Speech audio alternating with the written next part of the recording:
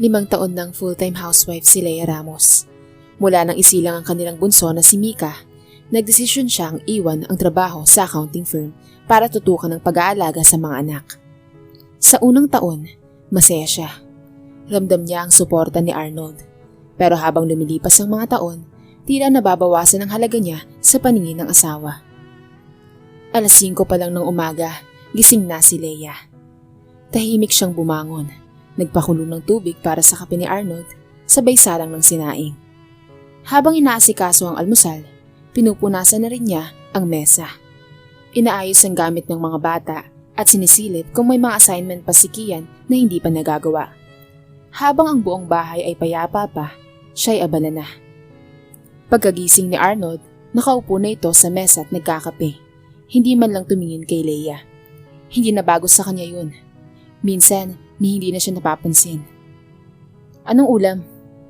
Tanong ni Arnold na hindi man lang tumingin sa kanya habang hawak ang cellphone. Adobong manok. Paborito mo to, di ba? Paulit-ulit na lang. Wala na bang iba? Napayuko si Leia. Pasensya ka na.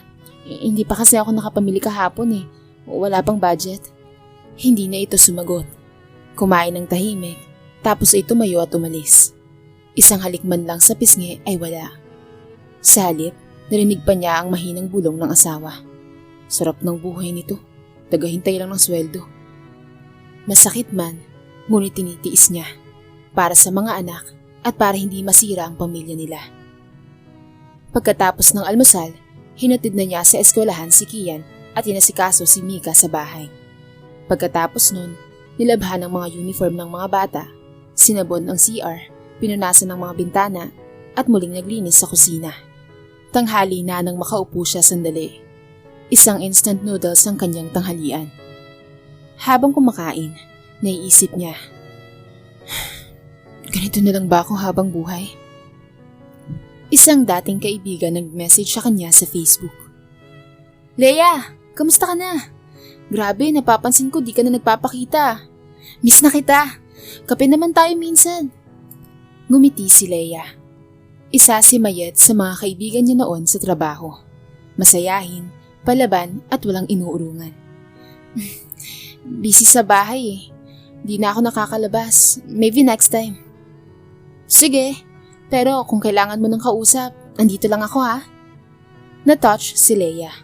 Wala siyang masyadong kausap kundi ang mga bata. Sa tuwing sinusubukan niyang makipagkwentuhan kay Arnold, puro sagot lamang ito ng pagod ako o wala ako sa mood. Isang gabi, habang patulog na ang mga anak, abala pa rin si Leia sa paglalaba ng mga natirang uniform. Tinawag siya ni Arnold. Leia, ayusin mo naman itsura mo. Ang losyang mo na. Hindi ka na katulad ng dati. Parang binuhusan ng malamig na tubig si Leia. Pero sa halip na magalit, ngumiti siya ng mapait. Pasensya ka na kung hindi na ako tulad ng dati. Baka kasi habang nagpapahinga kayo, ako, hindi pa tapos sa trabaho. Tumahimik si Arnold, pero hindi dahil sa guilt, kundi dahil wala siyang paki. Lumipas ang mga araw na tila wala ng pahinga si Leia. Pero kahit pagod, hindi siya makapagreklamo. Dahil sa bawat daing niya, may katapat na sarkastikong tugon si Arnold. Kung gusto mong tumigil sa ginagawa mo, edi magtrabaho ka na lang ulit. Pero tandaan mo, ako ang bumubuhay sa inyo ngayon. Ani Arnold, isang gabi habang sabay-sabay silang kumakain. Napayuko si Leia. Sa harap ng mga anak nila ay ayaw niyang ipakitang nasasaktan siya. Ngunit si Kian, na 8 taong gulang na, tila nakaramdam ng tensyon. Ma, ikaw po ang laging gumagawa sa bahay. Hindi ba trabaho rin yun? Inosenteng tanong ng bata. Ngumiti si Leia at hinaplos ang ulo ng anak. Pero si Arnold, sumimangot. Trabaho? Yung maghapon ka lang sa bahay? Maghugas, maglaba? Hindi naman niya nagdadala ng pera eh. Matigas na sambit ni Arnold. Simula noon, unti-unting naramdaman ni Leia ang lumalalim na distansya ng asawa. Hindi na siya hinahalikan nito. Hindi na rin niyayakap. At sa tuwing may family gathering, halos hindi siya pinapansin ni Arnold. At kapag may bisita, si Arnold pa ang nagkukwento ng mga panlalait na pabiro, ngunit may tusok. Si Leia, di na sanay mag-ayos. Wala na kasing pinapasukan eh. Sayang, dati ang ganda-ganda nito. Hindi alam ni Arnold na sa bawat salitang binibitawan niya ay parang kutsilyong pumupunit sa damdamin ni Leia. Isang araw, habang naglilinis ng aparador, may nahulog na resibo mula sa bulsa ng pantalon ni Arnold. Isang resibo ng restaurant. Pangalan ng high-end na lugar. May petsang weekend at may 2 tao lang sa bill. Napakunot noo si Leia. Pamilyar ang petsa. Yun ang araw na sinabing may emergency OT si Arnold. Hindi siya agad nagtanong. Ayaw niyang magbintang. Pero magmula nun, mas naging mapanuri na siya. Napansin niyang may bagong pabango si Arnold. Palagi itong nakasando at moong noon. Pero ngayon, nakapolo na. Laging bagong gupit at laging nakagel. Tuwing Sabado, sinasabing may overtime. Pero hindi nagpapadala ng kahit isang text hanggang Linggo ng umaga. Kinabukasan, habang si Arnold ay nasa banyo, nagring ang cellphone nito. Nakasalpak sa lamesa at nakita ni Leia sa screen ng pangalan. Trish. Pintig ng puso niya ay bumilis. Lahat ng duda ay unti-unting nagkakalinaw. Pinilit ni Leia na huwag umiyak. Ayaw niyang makita ng mga anak ang kahinaan niya. Gusto niyang makasigurado at kailangan niya ng katotohanan. Kaya tinawagan niya si Mayet. Pwede ba kitang makausap? Mahina niyang tanong. Leia? Oo naman. Saan mo gusto tayo magkita? Sagot ni Mayet. Ikaw na bahala. Basta may kailangang malaman ako tungkol kay Arnold. Napatingin siya sa salamin. Nakita niya ang sarili. Wala nang ayos. May eye bags at hindi na makinis ang balat. Pero sa likod ng pagod na itsura, naroon ang isang babaeng matapang. Isang babae na, sa wakas, ay handa ng tuklasin ang sakit para makalaya. Isang Sabado ng hapon, nagkita si Leia at Mayet sa isang tahimik na cafe malapit sa terminal. Nakasuot si Leia ng simpleng blusa at slacks. Bahagyang inayos ang sarili. Nagsuklay, nagpulbo, pero bakas pa rin sa mata ang pagod at lungkot. Leia! Bungad ni Mayet habang niyayakap siya. Ano nangyari? Umupo si Leia at agad na inilabas ang cellphone. Ipinakita ang picture ng screen ng cellphone ni Arnold at pangalan ng babae. Mayet, kailangan kong malaman kung totoo ang iniisip ko. Ayokong basta nalang magduda. Pero ang dami ng palatandaan eh. Tulungan mo akong sundan siya. Hindi ko to kayang mag-isa. Saglit na natahimik si Mayet, pero pagkatapos ay tumango. Gagawin natin yan. Hindi para saktan ka, kundi para matauhan ka. Minsan kailangan nating masaktan para lang matauhan tayo. At para makahanap ng sagot sa tanong. Kinabukasan, Linggo na. Sinundan nila si Arnold. Sabi nito ay may meeting sa supplier. Pero sa halip na sa hardware area, nakita nila ito sa isang mamahaling restaurant. May kaakbay na isang babaeng sobrang ayos.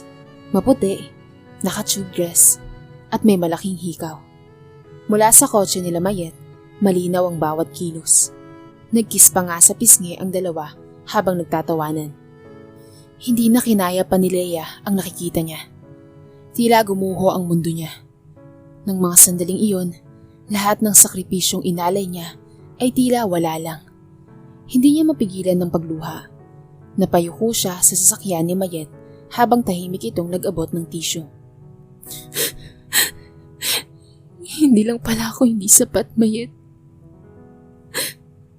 Para sa kanya, wala na talaga akong halaga. Hindi totoo yan. Ikaw ang may pinakamatibay na puso sa lahat ng kilala ko.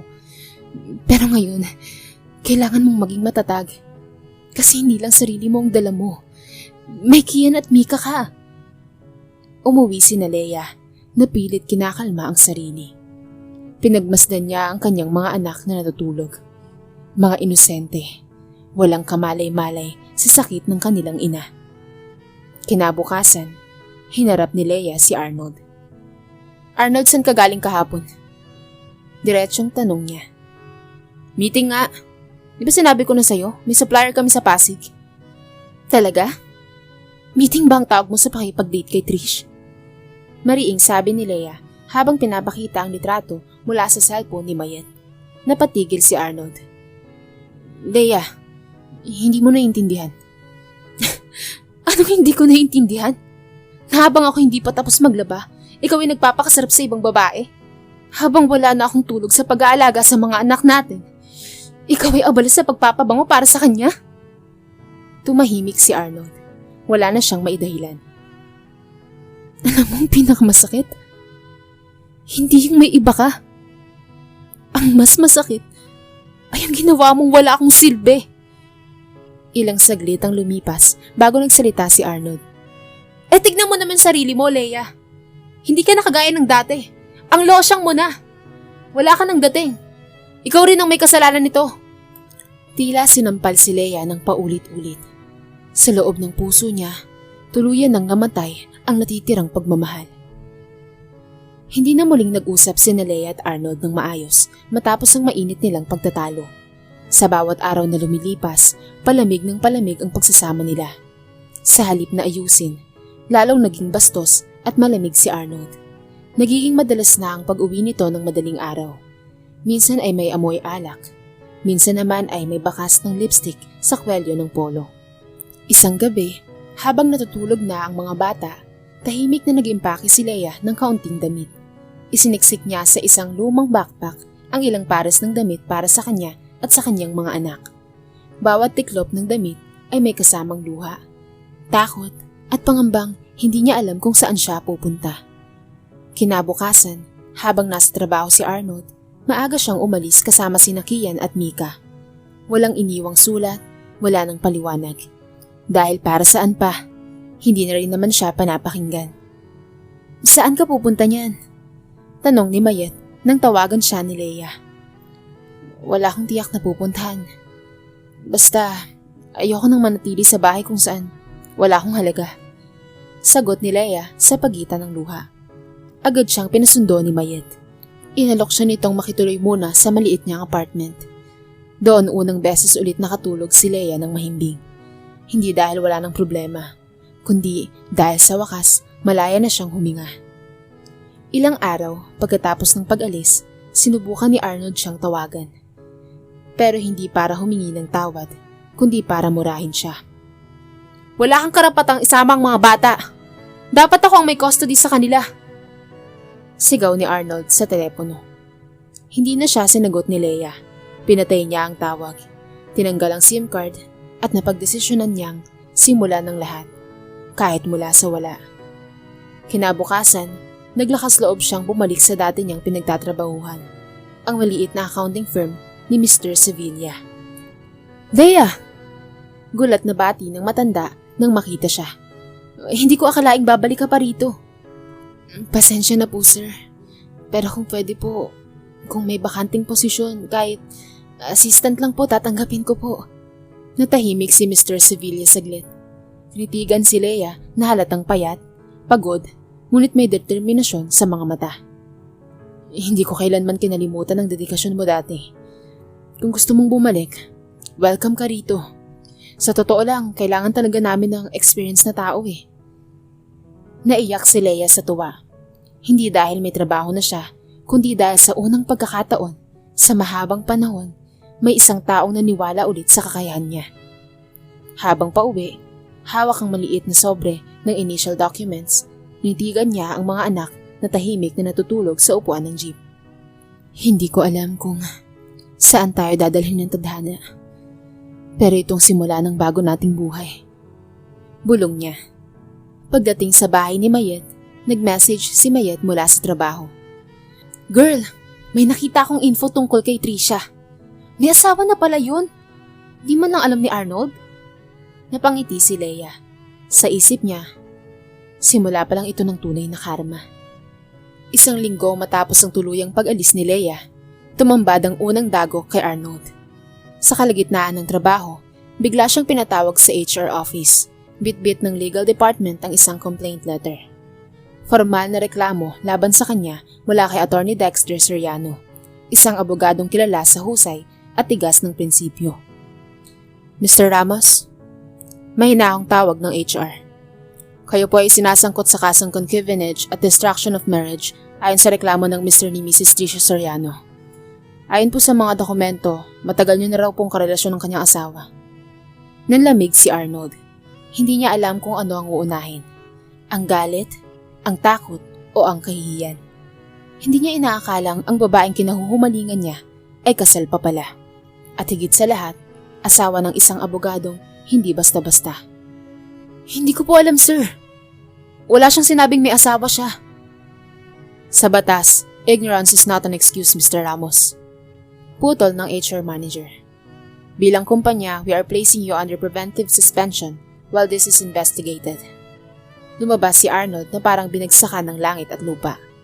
Tumawag siya kay Tricia, ngunit hindi ito sumasagot. Nang minsang mag-reply ito lamang ang sinabi. Wala akong sinabi sa iyong pilitin mo akong mahalin. Wala akong responsibilidad sa iyo. Napaluhod si Arnold sa bangketa habang hawak ng cellphone. Ipinagpalit niya ang asawa niyang matapat, ang mga anak niyang nangangailangan ng ama, para sa isang babaeng hindi man lang kayang ipaglaban siya. Samantala, si Leia ay abala na sa pag-aayos ng mga dokumento para sa kanyang bagong trabaho. Sa tuwing papasok siya sa opisina, ay bitbit niya si Mika na iniiwan muna niya sa maliit na daycare sa loob ng building. Si Kia naman ay nasa eskwela, tuloy-tuloy ang pag-aaral. Ma, kailan tayo magkakaroon ng bahay ulit? Inosenteng tanong ni Kian isang gabi. Kapag nakapag-ipon na si Mama, babalik tayo sa sarili nating bahay. Mas maganda pa at mas mapayapa. Sagot ni Leia habang hinahalikan ng noo ng anak. Dumating ang balita mula kay Mayed. Leia, nakita ko si Arnold kanina sa hardware. Mukhang haggard na. Nawalan na raw ng trabaho. Pinagtatawanan siya ng ibang tao dahil sa reklamo ni Atty. Soriano. Hindi sumagot si Leia ng masama. Wala siyang sinabing, buti nga. Tahimik lang siyang ngumiti. Hindi ko na yun problema. Sagot niya. May sarili na akong laban. Sa mga sumunod na araw, lumalakas ang loob ni Leia. Nakikipag-usap na siya sa suppliers, nag-aasikaso ng reports at tinuturuan na rin si Marco, anak ni Mr. Sevilla, sa ilang accounting strategies. Napapansin siya ng management dahil sa dedikasyon niya. Sa kauna-unahang pagkakataon sa maraming taon, naramdaman niyang muli ang respeto. Hindi bilang asawa o ina lang, kundi bilang babae, bilang professional at bilang isang tao. At habang si Arnold ay nalulugmok sa problemang legal at kawalan ng trabaho, si Leia na may unti-unting umaakyat sa bagong yugto ng kanyang buhay. Mas matatag, mas buo at malaya. Isang buwan mula nang makabalik sa trabaho, malaki na ang ipinagbago ng buhay ni Leia.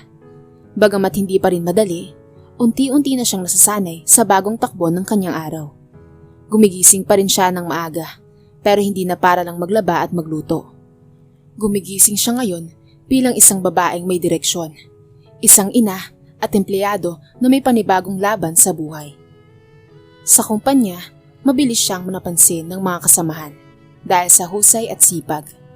Madalas siyang pinupuri ni Mr. Sevilla dahil sa galing sa pagtutok sa mga detalye ng financial reports. Leia, I want you to assist my son Marco. He is handling our new project. Kailangan niya ng katulad mong pulido sa trabaho. Sabi ng matandang boss, isang hapon. Kinabahan si Leia sa una. Si Marco ay may reputasyong seryoso, tahimik, pero matalino. Nang una silang magkausap, maayos at magalang si Marco. Ma'am Leia, sabi ni Dad ikaw daw ang pinakamagaling dito. Sana hindi ka magsawang gabayan ako. Biro ni Marco habang nakangiti. Napangiti si Leia. Hindi po ako magaling. Sanay lang talaga sa detalye, lalo na kapag nasanay kang mag-budget ng sweldo na kulang sa isang buwan. Sabay silang natawa. Sa mga sumunod na linggo, naging mas madali ang trabaho para kay Leia. Bukod sa masarap katrabaho si Marco, naging komportable na rin siya sa kanyang paligid. Tuwing lunch break, isinasama siya ni Marco sa cafeteria. Doon ay mas napapansin ng mga office mates ang kakaibang chemistry nilang dalawa. Marco ha? Biro ng isang office staff. Baka ma-inlove ka kay Ma'am Leia. Ngumiti si Marco. Wala naman pong masama doon ah. Babae siya. Malakas. Matalino. And to be honest, isa siya sa pinaka-inspiring na tao na nakilala ko. Hindi agad nakasagot si Leia. May pangingilabot siyang naramdaman. Hindi dahil sa iya, kundi dahil sa matagal na niyang hindi naririnig mula sa ibang tao ang ganoong klase ng papuri. Sa loob ng ilang taon, puro walang silbi, tagasahod at losyang lamang ang naririnig niya. Isang gabi, habang nililigpit ang mga gamit pa uwi, biglang huminto si Marco sa harap niya. Ma'am Leia, sana hindi ka ma-offend pero gusto ko lang sabihin na kung lahat ng ina ay katulad mo, mas magiging mabait ang mundo. Saludo ako sa'yo. Namula si Leia. Hindi niya alam ang isasagot, pero ang puso niya sa unang pagkakataon ay tila muling tumibok. Hindi dahil sa pag-ibig, kundi dahil sa muling pagbabalik ng respeto sa sarili. Habang nakaupo siya sa jeep pauwi, pinagmamasdan ang mga ilaw ng Maynila. Tahimik siyang ngumiti. Hawak niya ang kamay ni Mika at Kian. Walang yaman, walang alahas, pero sa puso niya, nararamdaman niyang mayaman siya sa isang bagay. Pag-asa. Hindi pa tapos ang laban, pero ang puso niya ay handa nang sumabak muli. Isang umaga, habang papasok sa opisina, nasalubong ni Leia si Mayet sa labas ng building. Bit-bit nito ang paborito nilang tinapay noon. Leia, may balita ako. Nakita ko si Arnold kahapon. Payat na, parang haggard na haggard. Narinig ko pa nga sa isang tindera na pinagsara na yung kaso dahil nagbayad siya ng damages. Pero naubos daw ang ipon nila. Wala na rin yung babae. Umuwi sa probinsya kasama ang tunay na asawa. Tahimik si Leia. Sa halip na mapasaya siya sa narinig, may lungkot siyang naramdaman. Hindi dahil sa awa, kundi dahil alam niyang walang nanalo sa digmaang iyon. Lahat sila ay may sugat. Lalo na ang mga bata. Kinagabihan, habang nasa palengke siya para bumili ng ulam na isasahog sa simpleng sinigang, may tumawag sa kanya mula sa likod. Leia. Pamilyarang tinig. Paglingon niya, nakita niya si Arnold. Nakapangkaraniwang t-shirt lamang ito. May sunog sa balat at may bit-bit na grocery bag na halatang hindi para sa sariling pamilya. Nagkatinginan sila. Walang salita. Katahimikan lang na puno ng bigat. Anong ginagawa mo rito? Mahinang tanong ni Leia. Dito na ako nakatira. Sa may likod ng eskinita. Nakikitira lang ako sa pinsan ko. Leia, gusto ko sanang humingi ng tawad sa'yo. Hindi agad sumagot si Leia. Pinagmasdan niya ang dating lalaking nagpabagsak sa kanya. Wala na sa anyo, wala na sa yabang. Isang dating malupit na asawa na ngayoy basag at walang direksyon. Hindi ko alam kung mahalaga pa yung sorry mo. Ani ni Leia. Pero hindi ko na rin yan kailangan. Hindi ako bumangon para marinig yan. Bumangon ako dahil hindi ko kayang manatili sa lugar kung saan wala akong halaga. Inilabas ni Arnold ang cellphone. Gusto ko lang sanang makita si Kian at Mika. Umiling si Leia. Kung gusto mo silang makita, dumaan ka sa tamang proseso. Hindi na ito gaya ng dati na sa'yo lang umiikot ang mundo. May sarili na kaming galaw. Tumango si Arnold. Bahagyang nakayuko. Salamat, Leia. Kasi sa kabila ng lahat, hindi mo ako sinira sa mga anak natin. Hindi ko kailangang sirain ka, Arnold. Ang totoo, sarili mo ang sumira sa'yo. Umalis si Leia na hindi lumilingon. Buo ang loob, payapa ang damdamin. Hindi siya umiyak. Wala na siyang galit. Tanging panatag na lang ang natitira. Pagka-uwi sa bahay, nadatnan niya si Kian at Mika na gumagawa ng school project. Lumapit siya at yumakap sa mga anak. Mahal ko kayo. Bulong niya. Love ka rin namin, Ma. Sabay na tugon ng mga bata. Sa sandaling iyon, napatunayan ni Leia na hindi niya kailangan ng kahit sinong lalaki para maramdaman ang halaga niya. Siya na mismo ang bumuo sa sarili niya. Mas matibay, mas buo, at mas marangal. Makalipas ang 6 na buwan, malaki na ang ipinagbago ng buhay ni Leia. Ang maliit na negosyo na sinimulan niya sa tulong ni Marco, isang online store na nagbebenta ng mga eco-friendly household items, ay lumago at tumani ng mga positibong review. Ang pangalan ng shop niya ay sumikat hindi lang dahil sa produkto kundi sa kwento sa likod nito. Sa bawat order na pinapadala nila, may maliit na sulat. Ang tahanan ay hindi lamang 4 na sulok ng bahay. Ito ay kung saan naroon ang pagmamahal, sakripisyo at pag-asa. Minsan, habang nasa opisina siya, nilapitan siya ni Marco. Leia, may gustong kumausap sa'yo. Gusto kang i-feature sa isang online talk show. Tungkol daw sa mga single moms na bumangon mula sa pagkawasak. Nagulat si Leia. Ako? Hindi ako sanay magsalita sa harap ng camera eh. Hindi mo kailangang magsalita bilang eksperto. Gusto lang nilang marinig ang totoo mong kwento. Ang tunay na lakas ay hindi laging maingay. Minsan nasa katahimikan ng isang inang lumalaban. Ani Marco. Matapos ang ilang araw na pag-iisip, tinanggap niya ang imbitasyon. Isang simpleng studio lang, walang engrandeng ilaw o set. Pero habang nagsisimula na ang interview, nandoon ang kaba, ang luha, at sa huli, ang inspirasyon.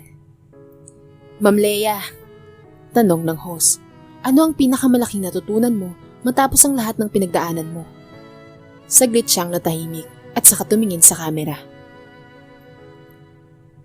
Na ang pagiging ina ay hindi isang kahinaan.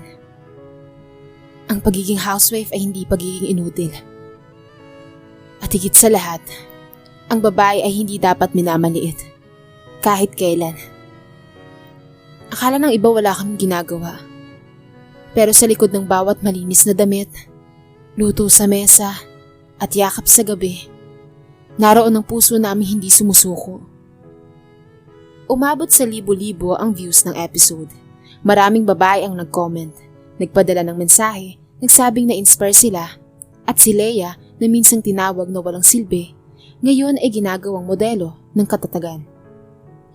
Isang gabi, habang sabay-sabay silang kumakain ni Kian at Mika sa maliit nilang inuupahang apartment, bumulong si Mika. Ma, masaya po ako sa bagong bahay natin. Mas masarap po ang pagkain dito kasi laging masaya. Napangiti si Leia. Ang importante, magkakasama tayo. At ang tahanan, kahit saan yan. Basta may pagmamahal. Buo yan. Sa isip niya, napakalayo na ng kanyang nalakbay. Mula sa babaeng akala wala ng silbi, ngayon ay isang ilaw ng pag-asa para sa marami. Wala na siya sa anino ng kahapon. At hindi na niya kailangan pa ng pagbabalik ni Arnold. Dahil ang tunay na tagumpay ay ang muling pagtayo sa sarili, kahit wasak na ang lahat. Dito na po nagtatapos ang ating kwento sa araw na to. Sana po ay nagustuhan nyo. Kayo mga kabarangay, anong aral ang napulot nyo sa ating kwento? I-comment nyo naman sa baba ang inyong mga reaksyon at babasahin natin ang lahat ng yan. I-comment nyo na rin kung taga saan kayo para naman malaman ko kung hanggang saan nakaabot ang video na to. Paki-like and share na rin kung nagustuhan nyo para naman mapakinggan din ng iba. At kung bago ka pa lamang sa ating channel, baka naman pwedeng pakihit ang subscribe button at bell notification button para palagi kang updated sa mga bagong kwento na katulad nito. So paano mga kabarangay? Hanggang sa muli! Thank you so much and peace out!